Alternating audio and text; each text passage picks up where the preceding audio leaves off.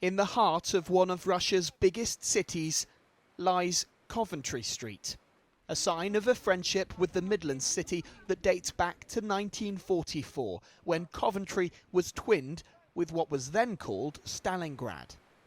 It happened after the city suffered so badly during the Second World War. Today, Europe suffers still, but from Russian aggression. And in the very city that reached out a hand of friendship all those years ago, some Ukrainians now think the hand should be brought back. This is a very emotional time for me, my friends in the community, and we see every day, we see people dying, and we see shells raining down on towns like Mariupol and etc.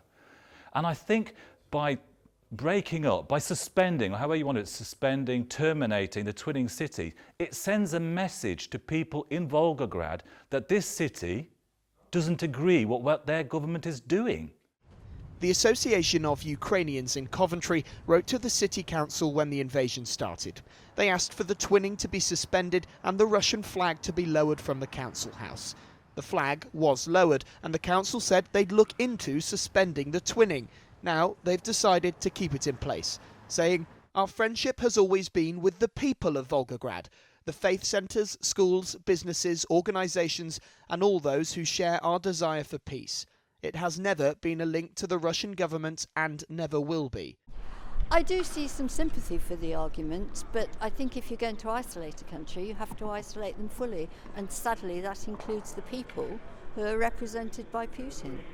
I think we should keep the twinning. We need to build bridges and keep communication open. I always thought that twinning was to bring benefit to the people, and it's not the people's fault because they don't know what's going on.